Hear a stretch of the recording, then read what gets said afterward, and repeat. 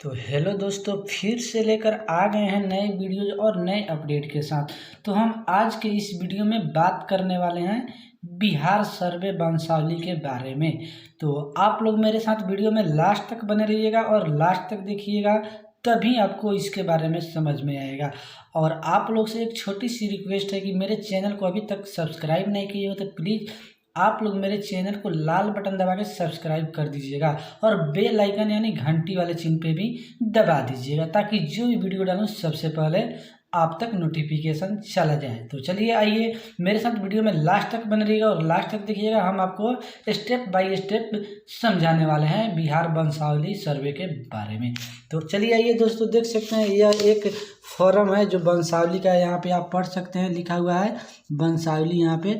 तो इसमें क्या करना है आपको, सबसे ऊपर में लिखा हुआ है कि आपको यहाँ पे पढ़ सकते हैं, लिखा हुआ है वंशावली के आधार पर प्रत्येक उत्तरदायी का दखल निम्न प्रकार का है। तो इसमें आपको भरना क्या है, हम आपको स्टेप बाय स्टेप बताने वाले हैं। तो जैसे कि आप यहाँ पढ़ सकते हैं रैयत के नाम, यानी आपको यह है कि आपके मान लीजिए बाबा के नाम पे ज़मीन है, ठीक, तो इस पे उनका रैयत उनके नाम से है तो उनका नाम भराएगा और उनके पिता का नाम यहाँ पे भराएगा और उनका अस्थाई पता यहाँ पे भराएगा।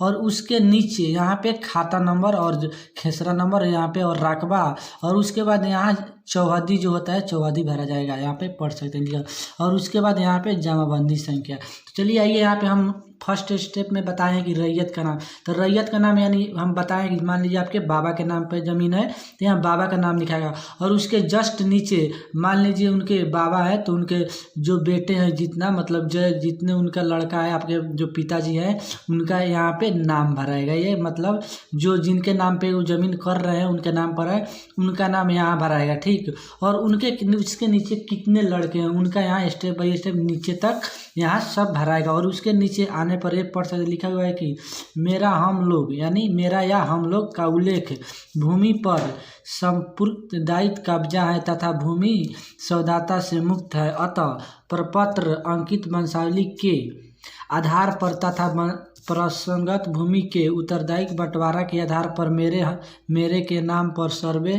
प्रक्रिया के तैयार होने वाली अधिकार उसके बाद अभिलेख के खाता खोलकर संबंधित खेसरों को प्रविष्ट करने की कृपा की जाए।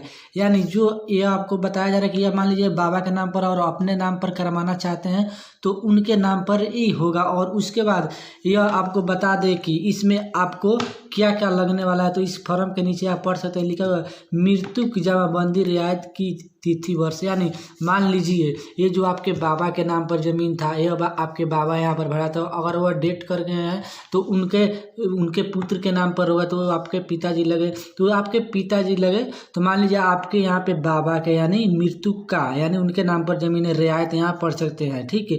उनकी कब मतलब किस वर्ष में मृत्यु हुई थी, यहाँ पे उनका मृत्यु का इसमें प्रमाण देना है। और उसके बाद जस्ट नीचे देख सकते हैं जमाबंदी संख्या का विवरण या मालगुजारी रसीद संख्या या वर्ष डालें, यहाँ यह पढ़ सकते हैं। तो इसमें यह हुआ कि अगर आप जमाबंदी संख्या है या मालगुजारी भरते हैं, कोई रसीद हो तो उनका एक छाया प्रति इसमें आपको लगाना अनिवार्य है। उसके नीचे 3 नंबर में यह पढ़ सकते हैं, लिखा है खतियान का नकल।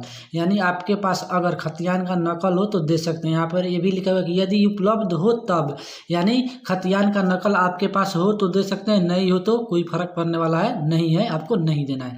और उसके नीचे चौथे नंबर पर लिखा हुआ है, ठीक है, कि दावाकृत भूमि से संबंधित दस्तावेज को विवरित यानी दस्तावेज के अनुसार इसमें पढ़ सकते हैं दावा कर यानी भूमि का जो दस्तावेज या कुछ होता है उसका विवरण यहाँ पे आपको देना है, ठीक है। और उसके नीचे लिखा हुआ 5वें नंबर, अगर सक्षम न्यायालय का आदेश हो तो आदेश की सच्चाई प्रति। यानी इसका मतलब 5वें नंबर आपको मेन पॉइंट है समझने के लिए। यानी इसका मतलब यह हुआ कि अगर आप कोई ज़मीनी विवाद में कोर्ट में अगर केस किए हुए हैं या उसका मामला अभी कोर्ट में चल रहा है उस ज़मीन का, अगर उस ज़मीन का मामला कोर्ट से हल हो गया और कोर्ट के द्वारा उनको सबूत मिल गया हो कि यह ज़मीन उन्हीं आदमी का, तो उसका एक प्रति छाया प्रति आपको न्यायालय द्वारा इसमें लगाना अनिवार्य है।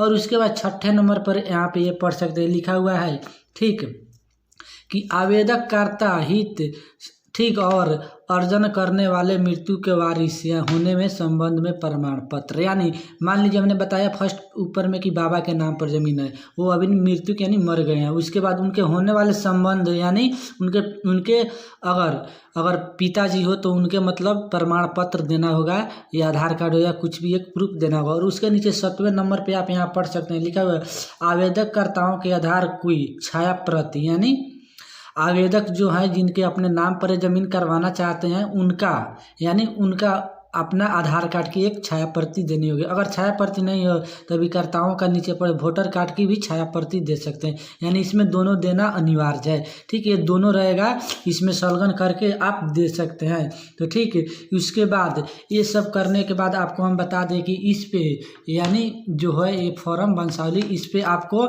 मुखिया से यहाँ पे या यहाँ पढ़ सकते हैं मुखिया या सरपंच से आपको वेरीफाई यानी सिग्नेचर करवानी होगी, तभी ये मान होगा और जमा। तो इसमें देखिए दोस्तों 3 फॉर्म है।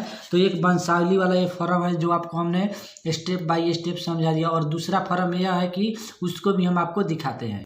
तो चलिए दूसरा फॉर्म एक ये है, जैसे कि आप ये देख सकते हैं दूसरा वाला फॉर्म। तो इसमें क्या है आपको यहाँ पढ़ सकते हैं, यह प्रपत्र 3 है, ठीक है, जो एक के वंशावली के मान के तहत है। यहाँ पे पढ़ सकते हैं प्रपत्र 3, ठीक, वंशावली अधिनियम के धारा 5 के तहत 1 के अनुसार ये है। तो इसमें आपको क्या करना है, इसमें लिखना है या भरना है, यह है कि देखिए जैसे कि यहाँ पे लिखा है सेवा में शिविर प्रभारी अंचल अधिकारी, यानी शिविर प्रभारी यहाँ पे अंचल अधिकारी मझौलिया जिला पश्चिमी चंपारण, यहाँ शिविर प्रभारी को आपको ये आवेदन लिखना है। तो इसमें अंचल आपका मझौलिया होगा, जिला पश्चिमी चंपारण जो भी आपका हो आप भर सकते हो। और विषय में यहाँ पे ये भी लिखा हुआ है कि स्वयं वंशावली समर्पित करने के संबंध में, यानी इस पे भी मुखिया या वार्ड का नहीं रहेगा, मुखिया या सरपंच का इस पे सिग्नेचर यहाँ पे नीचे यहाँ पे रहेगा, नीचे अनिवार्य रूप से रहेगा, ठीक। और इसमें भरना क्या है, हम आपको इसमें आप मेरे साथ वीडियो में लास्ट तक बनेगा, लास्ट तक देखिएगा, हमको इसमें अच्छा से आपको हम समझाने वाला है, मेन पॉइंट ये समझने वाली है, ठीक। तो इसमें लिखा हुआ है कि उपरोक्त विषय के संबंध में सूचित करते हुए कहना है कि हम लोग यानी जो मान लीजिए आपके बाबा के नाम पर ज़मीन था तो उनका नाम यहाँ पे, यार अगर आपके वो औरत के नाम पे होगा या बाबा के नाम पर हो गया या आपको दादी के नाम पे होगा तो अगर श्री होंगे तो श्री यहाँ पे लगाएंगे, और अगर लेडीज़ का नाम होगा तो श्रीमती लगेगा, ठीक। तो इसमें यहाँ पे भराएगा मान लीजिए बाबा का नाम, तो मान लीजिए जैसे बाबा का नाम यहाँ पे भराएगा, जैसे यहाँ पर मान लीजिए, ठीक, मान ली सपोज हम बता रहे हैं यहाँ पर बाबा के नाम है महावीर राम, तो यहाँ पे महावीर राम भर देंगे। और उसके बाद 10 अबोज यहाँ पुत्र या पुत्री किनके मतलब नाम पे हुआ है तो उनका पुत्र का नाम यहाँ पे आपको जैसे हो गया यहाँ पे रघुनाथ राम या कुछ भी हो यहाँ पे भर सकते हैं, ठीक।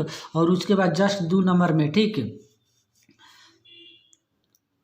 और उसके बाद नीचे में आएंगे अगर फिर देखेंगे तो उनके 2 नंबर पे है कि मान लीजिए बाबा के नाम पर तो उनके लड़के के यहाँ पे नाम पर फिर करवाना है, तो जिन एक लड़के के नाम पर करवाना है उनका नाम यहाँ पर होगा। अगर वो चाहे अपने पुत्र के नाम पे करवा रहे हैं तो उनका यहाँ पे नाम भराएगा, और उसके जस्ट नीचे अगर दूसरे लड़के हैं तो यहाँ पर उनका नाम भराएगा, और उनका अगर वो अपने औरत के नाम पर कर श्रीमती यहाँ पे लगा हुआ है यहाँ पे उनके नाम भराएगा, ठीक। और उसके बाद जस्ट नीचे पुत्री हो या पत्नी अगर उनके नाम पे करवाना चाहते हैं तो यहाँ पे आपका उनका नाम भराएगा, और उनका निवासी यहाँ जो भी हो निवासी तो राजाभार भी भर सकते हैं, ग्राम यहाँ पर भर सकते हैं, पुलिस स्टेशन यहाँ पे भराएगा, और यहाँ पे अंचल और जिला और इसमें जाति का नाम भराएगा, पढ़ सकते हैं, ठीक। और उसके बाद ये समझने वाली बात है कि यहाँ पे लिखा हुआ है भूमि जिसका विवरण आवेदन के साथ संलग्न प्रपत्र 2 में अंकित है स्वयं, यानी आपको यह समझने वाली बात है। मान लीजिए यहाँ पे आपका बाबा के नाम है, ठीक, तो बाबा के नाम पे ज़मीन था तो उनका स्वर्गीय यहाँ पे भराएगा नाम, और उनका यहाँ पे पिता का नाम भराएगा, ठीक है। तो उनका पिता का नाम यहाँ पे भरा जाएगा, और उनका ग्राम पोस्ट यहाँ, और यहाँ राजग्राम सर्वेद्वारा भरा है, तो यहाँ पे आपका जो भी ग्राम हो सर्वेद्वारा यहाँ राजस्व ग्राम यहाँ पे भराएगा। और उसके बाद यहाँ अंचल का नाम भराएगा, पढ़ सकते हैं यहाँ अंचल। और उसके बाद अंचल के जमाबंदी क्रम संख्या यहाँ पे जमाबंदी नंबर भराएगा, और उसके बाद प्रविष्ट यहाँ पे संख्या जो खतियान में रहता है वो भर सकते हैं, या उसके नहीं हो तो छोड़ भी सकते हैं। और उसके बाद यहाँ खाता नंबर इसमें भराएगा, और उसके बाद यहाँ खेसरा, उसके बाद यहाँ रकबा, इसके बाद लगाने यहाँ पे भराएगा, और उसके बाद बंटवारा अर्जित किया जाएगा, यहाँ पर पढ़ सकते हैं। और उसके बाद इसमें नीचे ये भी पढ़ सकते हैं कि लिखा हुआ है, ठीक, कि वंश वृक्ष यहाँ पे पढ़ सकते हैं, अनुसरण यहाँ पे पढ़ सकते हैं। तो यहाँ पे मुखिया या सरपंच का सिग्नेचर होना अनिवार्य है, तभी यह मान्य होगा। तो इस फॉर्म को आपको बता दिए भरने का तरीका और इसको समझाने भी दिए कैसे ज़मीन का बंटवारा होता है, ठीक। और उसके बाद हम आपको बता दे रहे हैं इसमें 3 फॉर्म है, तो एक और फॉर्म है उसके बारे में भी हम बता दे रहे हैं। और इसमें समझने वाली बात यह फॉर्म में है, जैसे कि आप यहाँ पढ़ सकते हैं जो फॉर्म दिया हुआ है प्रपत्र 7, ठीक है, नियम 6 के तहत लगाया गया रियायत द्वारा स्वयं भूमिकर्ता धारिका का स्वयं घोषणा हेतु प्रपत्र। यानी इसमें जो फर्स्ट में हो गया राज और भी लिखा हुआ है, यहाँ पढ़ सकते हैं। इसमें ग्राम यानी राजावार जो भी आपका भर सकते हैं। इसमें एक थाना नंबर होता है जो ज़मीन का होता है, ये उसमें भराएगा। और उसके बाद ठीक, और उसके बाद थाना नंबर के बाद हल्का नाम पूछ रहा है, तो हल्का नेम में यहाँ आपको हम बता दें कि आपको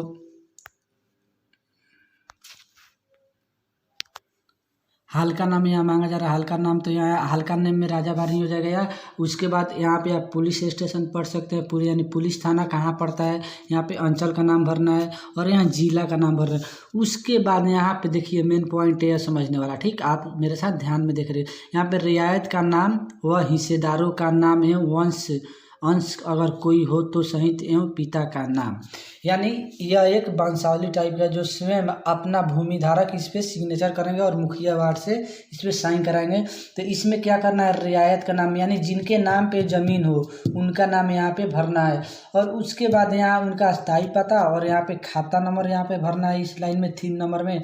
और कॉलम 4 में खेसरा नंबर भरना है और कॉलम 5 में ज़मीन का रकबा या डिसमिल कितना है उतना भरना है। और 6ठे नंबर पे यहाँ पे भरना है आपको, ठीक, चौहद्दी, ठीक। और उसके बाद यहाँ पे किस्म लिखना है, किस किस्म का मतलब ज़मीन है, कहाँ किनका है। उसके बाद शेष को छोड़कर लगाने यहाँ पे भरना है।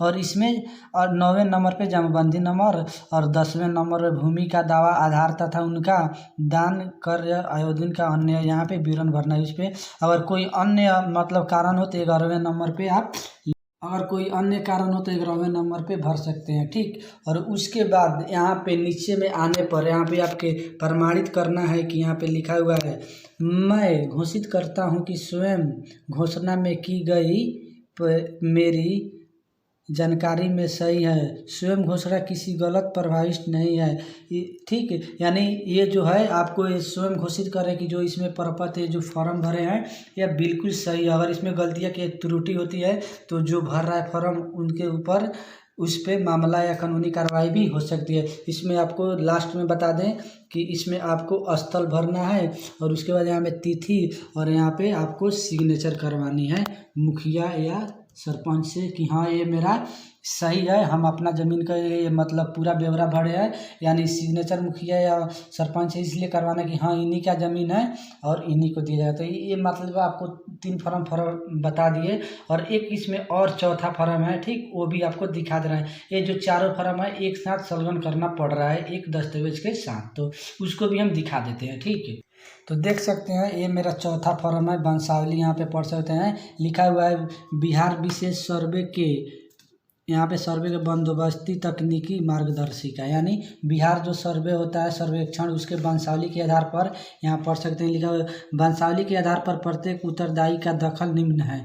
तो इसमें आपको करना क्या है कि इसमें यहाँ पढ़ सकते हैं विश्वासजनक, यहाँ पे लिखा हुआ है इस पर भी मुखिया या सरपंच का ही यहाँ पे साइन मोहर होगा तभी यह मान्य होगा, ठीक। तो इसमें आपको हम बता दें कि क्या क्या इसमें करना है। तो इसमें फर्स्ट वाला में हम आपको बताए थे कि यहाँ पे रियायत का नाम भरना है, ठीक। उसके बाद यहाँ पिता का नाम, यहाँ स्थायी पता, यहाँ खाता खेसरा, उसके बाद यहाँ पे रकबा और उसके बाद यहाँ चौहद्दी और यहाँ पे जमाबंदी नंबर, ठीक।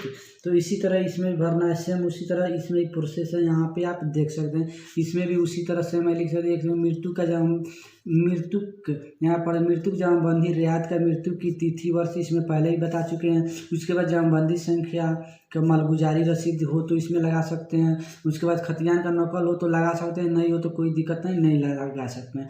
अगर सक्षम न्यायालय से कोई आदेश अनुसार सिंचाई पड़ती हो तो यानी इसका मतलब बता दें कोर्ट से अगर कोई आपको ज़मीनी यानी आपको कोई प्रमाण मिला हो तो लगा सकते हैं। 6ठे पर बता दिए, 7वें पर आवेदनकर्ता का आधार कार्ड के छाया प्रति और 8वें पर आवेदक के वोटर ID कार्ड को यहाँ पे छाया प्रति लगाना है। तो इसी के बारे में आपको यहाँ पे 3 फॉर्म जो है हमने बता दिया है आपको कि एक ए फॉर्म है जो देख सकते हैं ये वाला, ठीक। और दूसरा में हमने ये फॉर्म भी आपको दिखा दिया कि इसको भी कैसे कैसे भरना है, ठीक।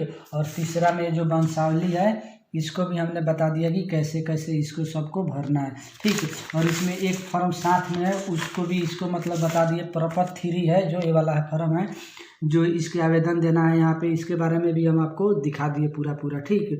तो चलिए आइए ये सब कुछ दिखा दिए, यहाँ पर नीचे में सिग्नेचर करवाना है तो इसके बारे में हम सब कुछ आपको बता दिए। तो चलिए आइए, अगर ये वीडियो आप लोगों को अच्छी लगी तो प्लीज़ इस वीडियो को ज़्यादा से ज़्यादा शेयर कीजिएगा, लाइक कमेंट जरूर कीजिएगा, ठीक। और चैनल को सब्सक्राइब नहीं किए तो प्लीज़ आप लोग मेरे चैनल को सब्सक्राइब करके बेल आइकन यानी घंटी वाले चिन्ह पे भी दबा दीजिएगा ताकि जो वीडियो मैं डालूँ सबसे पहले नोटिफिकेशन आपके पास चला जाए।